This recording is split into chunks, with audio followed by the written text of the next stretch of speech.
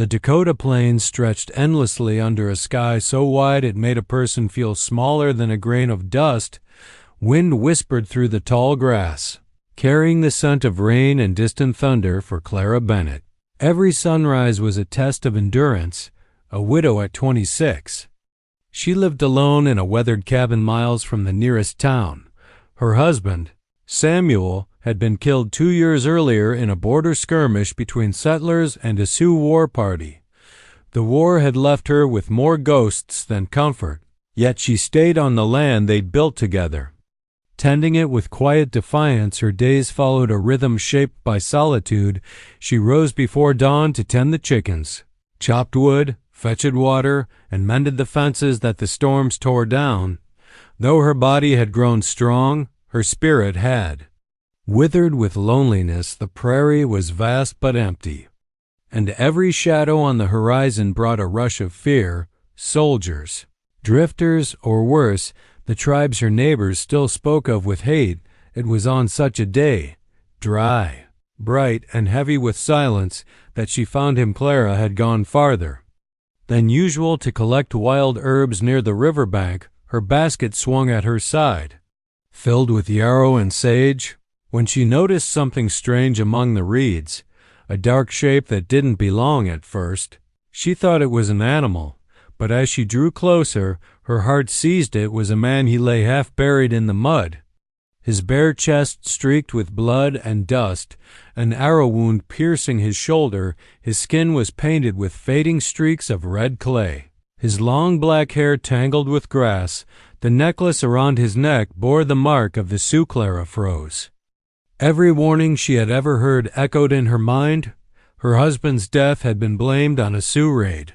The stories of their cruelty filled every settler's tale. Logic screamed for her to run, to leave him there to die, as the world surely expected her to, but she didn't. Something about the scene stopped her. The rise and fall of his chest, faint but steady, the faint groan escaping his lips. He was alive, and beneath the dirt and blood she saw not a savage, but a young man, barely older than her late husband, with a face contorted in pain, not hatred. Her hands trembled as she knelt beside him. "Can you hear me?" she whispered. He didn't answer. His pulse was weak. The arrow had broken off. The wound deep and angry, she looked toward the horizon. Her cabin was nearly a mile away. The logical choice was to walk away, pretend she hadn't seen him, but something deeper, something human, rose inside her. She thought of Samuel, bleeding out on a field no one came to save him from. She thought of all the hate that had filled their last months together, of how war had stripped mercy from people's hearts. "I won't let you die," she murmured, almost to herself, using all her strength. She dragged his limp body onto her wagon, wincing with every pull. The sky grew darker as storm clouds gathered, and by the time she reached her cabin, the rain began to fall, soft at first, then heavy, drumming on the roof like the beating of war drums inside. She laid him on her table, cut away the blood-soaked fabric, and went to work. Years of tending animals and her husband's old wounds had taught her the basics. She boiled water, cleaned a gash, and pressed claws soaked in yarrow and honey to keep infection at bay through the night. She worked tirelessly, ignoring the voice of fear whispering that she was helping the enemy. When the storm finally broke at dawn, the man stirred, his breathing steadied. Clara slumped against the wall, exhausted, watching him sleep beneath the flicker of lamplight in that fragile stillness. She realized the truth. Mercy had no color, no flag, no side. Whatever he had done, whatever she had lost, she couldn't let another soul die if she could prevent it. Outside, the prairie stretched endless and quiet again, the rain washing away blood and dust alike inside that small cabin. Two worlds divided by war had just begun to cross, and though Clara didn't yet know it, that single act of compassion would ripple far beyond her lonely cabin, reaching hearts and lands she had never imagined. The storm had passed, leaving behind a pale dawn that painted the prairie silver. Inside Clara's cabin, the air smelled of damp wood, herbs, and faint smoke from the dying fire. The wounded Sioux scout still lay motionless on her table, His face turned toward the window where the light crept in. He was alive, barely. Clara could see the shallow rise and fall of his chest, could hear the faint rasp of his breath. She had spent the night fighting against exhaustion and fear, guided by instinct and a quiet determination she didn't fully understand.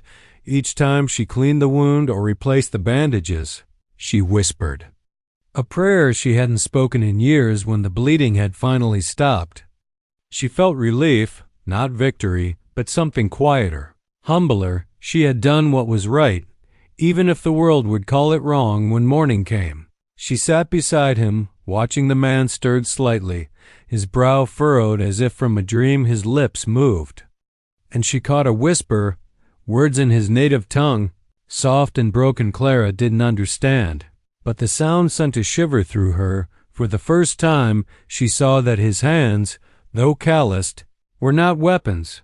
They were human hands. She spoke gently, "You're safe now, rest." He didn't respond, but his breathing eased, and Clara took it as a sign. She brought him water, spooning it slowly between his lips. She couldn't help noticing the deep scars that crossed his chest, old wounds, evidence of many battles. Whoever he was, he had lived through violence and survived it again and again. Days passed in a fragile rhythm. Clara cleaned and dressed his wounds every morning, changed the sheets when fever struck, and kept a small fire burning to chase the chill from the air. When he woke, she offered him water, broth, or herbs. His eyes would follow her warily, never lingering too long. He was cautious, proud even in weakness. On the third morning, he spoke in broken English. "Why, you help me?"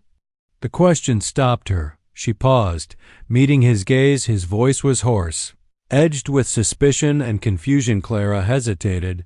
"Because you were dying," she said softly, "and because no one deserves to die alone out here."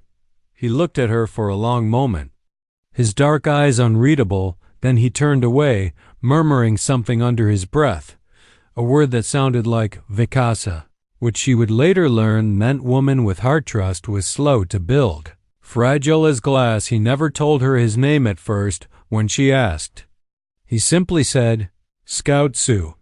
That was enough. Clara began calling him Scout as she continued tending him. When the fever returned one night, she sat beside him until dawn, changing cloths and whispering soft words of comfort. His skin burned, and delirium set in. He spoke names she didn't know, his brother, his chief, his people. In the haze of fever, he muttered of betrayal, of soldiers, of a battle gone wrong. And for the first time, Clara understood he had not come to harm her or anyone. He had been left behind, abandoned like so many soldiers in a senseless war. Something changed in her heart that night.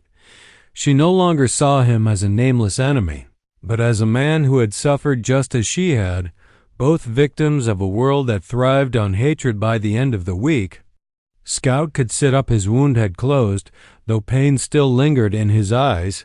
He began helping her with small chores, carrying water, cutting wood with one arm, or feeding the chickens. They rarely spoke, but the silence between them had softened. When Clara handed him a bowl of stew one evening, he took it with a small nod and said, "You strong white woman." She smiled faintly. "No," she replied, "just tired of hate." He looked at her then, really looked, and she saw gratitude flicker behind his guarded gaze for the first time. He smiled unbeknownst to Clara. Beyond the horizon, riders had already begun searching for their missing Scout. The act of mercy she had offered, meant only to save a life, was about to echo far beyond her small cabin. And when dawn came again, with the cry of distant eagles overhead, she sensed something shifting in the wind, a sign that her quiet life on the prairie was no longer her own. The days that followed carried a strange stillness across the prairie. Clara could feel it, a hush in the wind, a watchful quiet that made even the birds seem cautious. The wounded Sioux Scout, now regaining his strength, moved with purpose, but always with eyes that scanned the horizon. There was an unspoken tension between them, one woven from difference and uncertainty. But slowly, that tension began to ease into something else. Trust Clara had grown used to silence. Since her husband's death 2 winters ago, she had learned to live without conversation, surviving on routine and the whisper of her own thoughts. But with the scout, whom she now knew as Tsunka, meaning wild horse, her silence began to change shape. It became shared. They worked side by side, their gestures speaking for them. When words failed each morning, Tsunka rose early, limping out into the cold air to fetch water or check the snares Clara had set near the creek. She tried to stop him at first, afraid he might reopen his wound. But he only shook his head. "I heal faster when I move," he said simply. His resilience amazed her. She had seen strong men die of lesser injuries, yet he endured with quiet dignity. Sometimes she caught him standing by the window, staring toward the distant hills, the lands of his people. His eyes softened when he looked that way, filled with longing and pain she could feel but not name. Clara began to speak more around him, telling fragments of her story, how her husband had died of fever, how the town had turned cold toward her when she refused to remarry, how she had chosen solitude over submission. Tsunka listened without interruption, his expression unreadable. But when she finished, he said quietly, "Alone is heavy to carry." It was the first time he had offered her comfort, and something within her shifted. One afternoon, while mending a torn blanket, she watched Tsunka outside, feeding her horse and whispering something in his native tongue. The animal, usually skittish with strangers, stood calm under his touch. Clara smiled, realizing that gentleness and strength were not opposites in him. They were intertwined. Their small acts of kindness toward each other multiplied. He taught her how to grind wild herbs into medicine that soothed fever. She showed him how to patch a torn shirt and boil coffee, a bitter taste he claimed to hate but drank anyway. They shared meals in silence that grew warm with familiarity, but trust was fragile. One evening, Clara caught sight of movement beyond the ridge. 3 dark figures on horseback, barely visible in the fading light. Fear struck her heart. She reached for the rifle by the door, but Tsunka's hand stopped hers. "Do not," he whispered. "My people, they watch." Her pulse quickened. "They know you're here?" He nodded, eyes steady. "They wait to see what you do." Clara felt the ground tilt beneath her. All this time, she thought she'd been safe in her solitude. Now she realized her cabin sat under silent observation. But Tsunka's calm reassured her. He wasn't afraid. He was certain. "Will they come for you?" she asked. "Yes," he said softly, "but not with war. They wait for the chief's word."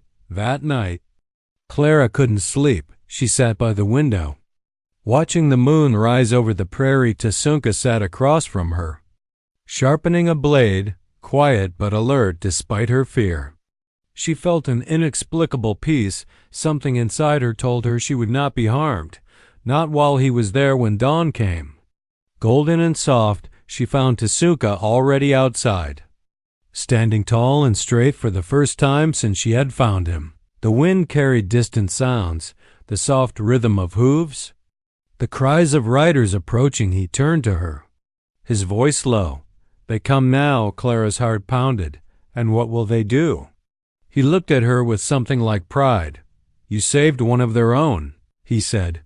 "You will see what that means." As the sun rose over the horizon, the first riders appeared, proud Sioux warriors, their faces solemn and painted. Clara stood at the cabin door. The man she had healed beside her, no longer her patient, but her protector, and in that golden light she understood that the dawn had brought not fear, but something far greater, the fragile beginning of trust. Between 2 worlds long divided by blood, the rising sun bathed the prairie in hues of gold and crimson, the air crisp and still, as if the land itself were holding its breath. From the ridge beyond Clara's cabin, a line of Sioux riders emerged, their horses moving in perfect rhythm. Their feathers and beadwork glinting in the early light. Clara's hands trembled as she stood on the porch, her heart pounding with both awe and fear. She had never seen anything like it.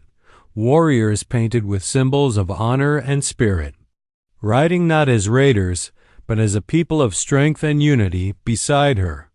Tasunka, no longer weak or wounded, stood tall, his chin lifted, the morning breeze tugging at his dark braids. He was different now.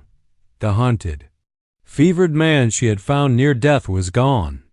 In his place stood a scout reborn, proud, fierce, and calm. When the riders halted before the cabin, the one at their head dismounted. He was older, his face lined but dignified, his presence commanding. His horse, adorned in red cloth and bone beads, pawed the earth restlessly.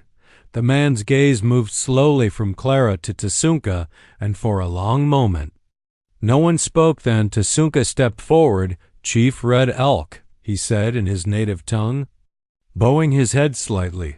The older man's eyes softened just slightly. He spoke in Sioux, his deep voice carrying the weight of command and history, though Clara didn't understand the words. She sensed reverence in them. Tasunka answered briefly, his tone humble but firm. Finally, Red Elk's attention turned to Clara. She felt his eyes on her, sharp and searching, like he was trying to see into her soul. Every instinct in her told her to step back, but she stood her ground. Tasunka switched to English. "He asks if you are the one who saved me." Clara nodded, her voice quiet but steady. "Yes, I couldn't let him die." The chief studied her for a long moment, then dismounted fully with deliberate grace.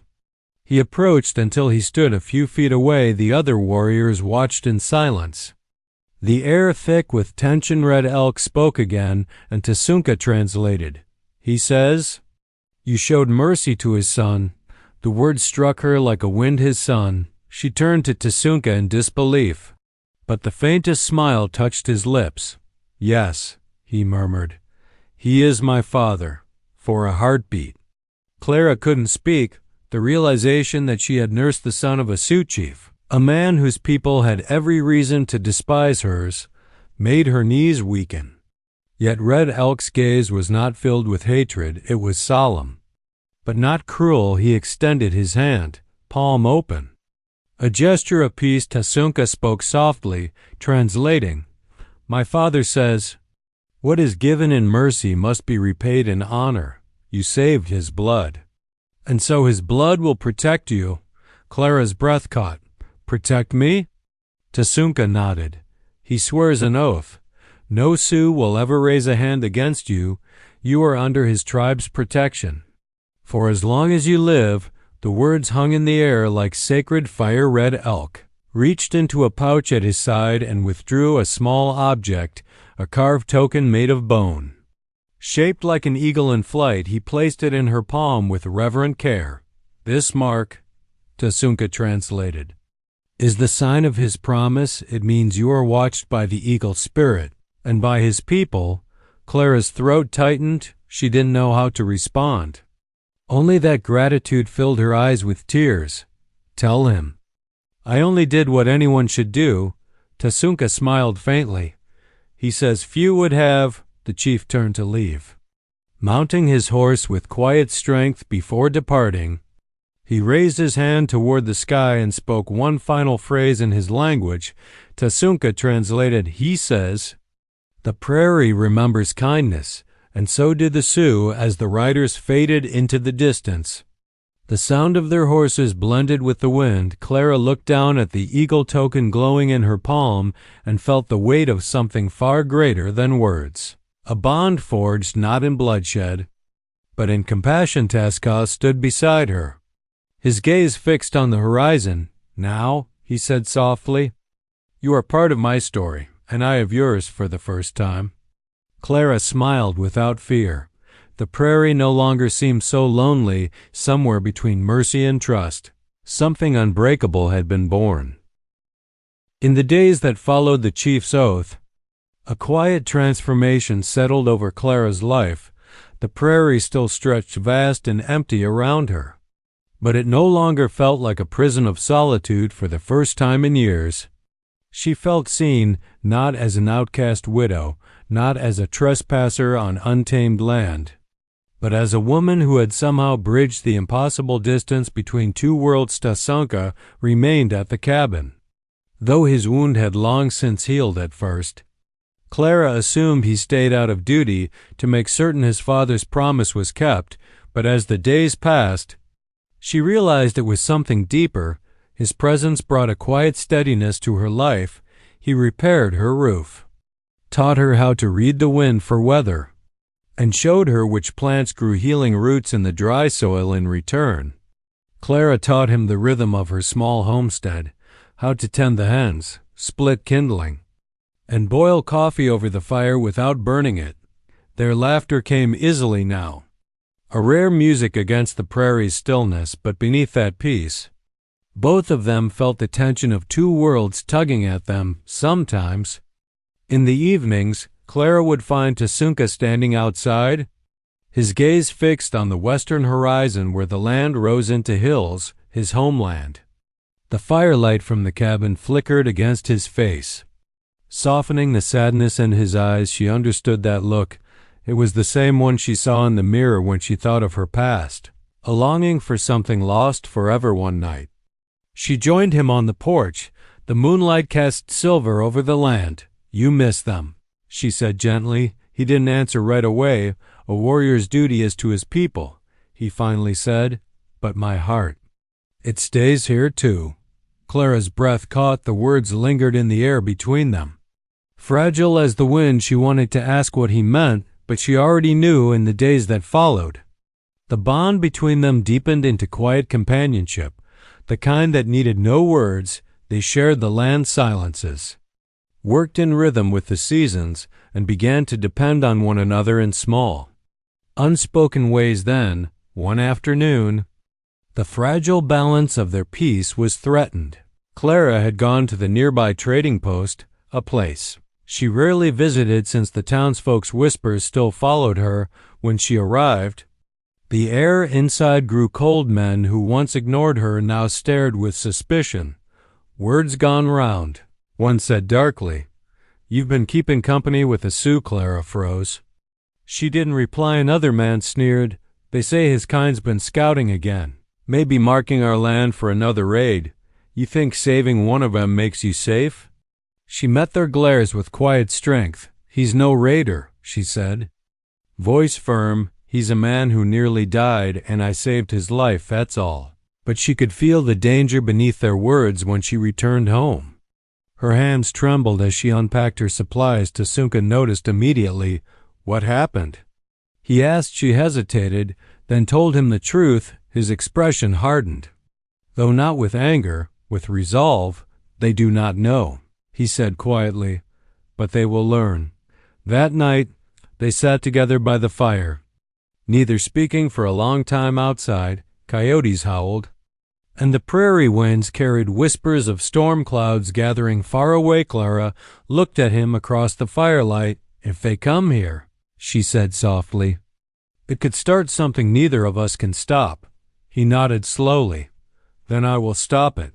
His voice carried a quiet certainty, not of vengeance, but of protection, the kind born from honor, not pride. As the flames flickered between them, Clara realized that their lives had intertwined beyond the reach of fate or fear. She had saved his life, but he had given her something far greater, a reason to believe in compassion, in trust, in the fragile hope that peace was possible even in a world built on division. And though she didn't know it yet, the test of that fragile peace was coming, one that would force both Clara and Tasunka to choose.